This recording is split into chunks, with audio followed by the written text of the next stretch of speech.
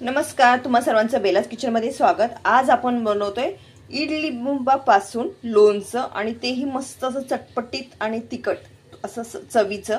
तर सुरुवात करूया।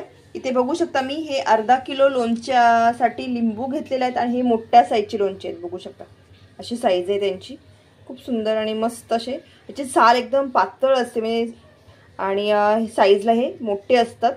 तर असे इडलिंबू सारखे हे लोणचे इडासारखेच आहेत। बघू शकता खूप असे मोठे साईज आहे, जसा आपला आंबा असतो सेम त्या पद्धतीनं। तर हे आपण सर्वप्रथम याला स्वच्छ धुवून पुसून घेतलेला आहे। इथे मी आता ह्या लिंबांचं बारीक चिरून घेतलेत आणि यातल्या सगळ्या बिया आहेत त्या काढून घ्यायलेल्या आहेत। तर ही आपल्याला प्रोसेस वाचावी म्हणजे हे पटकन मी करून घेतलेलं आहे। इथे मी कढई ठेवली, तर इथे मी घालते कढईमध्ये तेल। हे आपलं घरचं तेल आहे, रिफाइंड ऑइल, ते घालायचं लोणच्यामध्ये। मी इथे बघू शकता 1 चम्मच तेल घातलेलं आहे। तेल गरम झाले तर आपण 1 चम्मच मोहरी घालतोय। मोहरी मस्त तडतडली आहे, बघू शकता। आता याच्यामध्ये घालते मी 1 चम्मच जिरे। जिरे आणि मोहरी तडतडली की लगेच आपल्याला याच्यामध्ये घालून घ्यायचं हिंग। हिंग चवीनुसार म्हणजे टेस्टनुसार घालू शकता किंवा मापही देते तुम्हाला। इथे बघू शकता मी इथे मी हिंगाचा वापर करते। इथे बघू शकता 1 चम्मच हिंग घातलेला आहे, तेही तेलातच घालायचं। लगेच आपल्याला मी ते गॅस कमी केलेला आहे। आता मी घालते 1 चम्मच, इथे बघू शकता हे आहे आपले लसूण बारीक ठेचून घेतलेला आहे।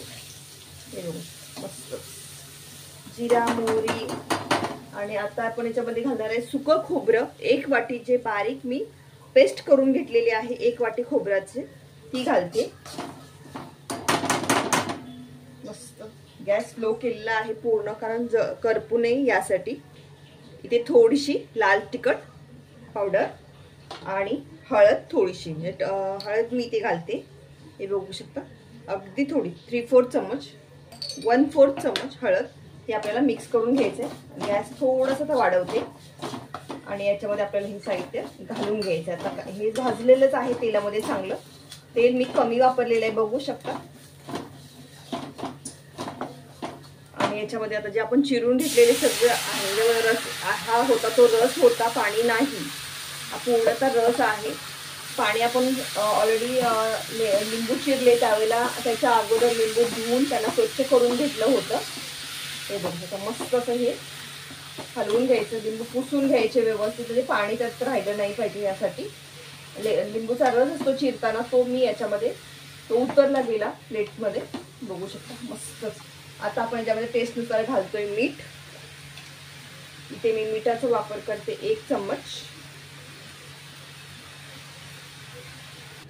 इडलिंबू सारखं हे लोणचं करताना याच्यामधल्या बिया सर्व काढून घ्यायचं। काय असतं बी राहिली ना तर त्यातला कडवट प्रमाण लोणच्यामध्ये उतरला जातो, त्यामुळे बी ह्यामध्ये चिरताना पूर्ण काढून घ्यायची। आता इथे बघू शकता मी 2 मोठे खडे गुळाचे घालते, त्यामुळे त्याला असा गोडसरपणा येईल ह्या लोणच्याला। थोडासा आंबट, थोडासा गोड, थोडंसं तिखट असं चवीचं हे लोणचं। आणि थोडेसे याच्यामध्ये महत्त्वाचं आपण काय घातलेलं आहे, लसूण आणि सुकं खोबरं न भाजता त्याची बारीक पेस्ट केलेली आहे ते घातलेलं आहे। हा महत्त्वाचा पॉइंट आहे। हे लोणचं आपल्याला आठवडाभर असं टिकतं, पण हे मस्त असं चटपटीत असं हे चवीचं लोणचं बनायला खूप सोपं आहे आणि हेल्दी आहे। ह्याच्या वाताचे जे प्रॉब्लेम्स असतात शरीरामध्ये त्यासाठी, पोटाचे विकार आहेत, ॲसिडिटीचा प्रॉब्लेम असतो त्यासाठी आहे, प्लस आपला किडनी स्टोनचा प्रॉब्लेम आहे त्यासाठी आहे। हे लोणचं बेस्ट आहे, तर तुम्ही हे नक्की बनवा।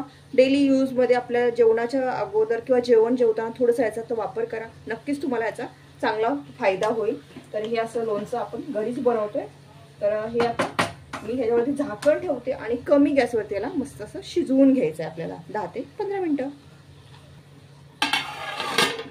बघू शकता मस्त असं आपलं लोणचं तयार झालंय। ह्याला मी 10 मिनिटं चांगलं शिजवून घेतलेलं आहे आणि फोडी बघू शकता त्यातला पूर्ण रस आहे तो असा बघू शकता मस्त असा उकळी आलाय आणि किती छान झालंय हे बघू शकता।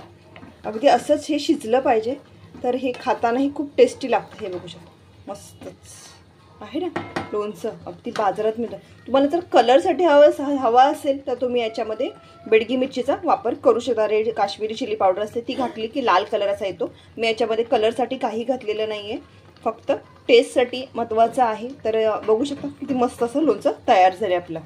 रेसिपी तुम्हाला नक्की आवडेल. बनवून पहा. रेसिपी आवडली तर लाईक, सबस्क्राईब आणि इतरांसोबत शेअर करायला मात्र विसरू नका. माझ्या चॅनलला व्हिजिट करा. अशाच छान छान रेसिपी तुम्हाला तिथे नक्कीच पाहायला मिळतील.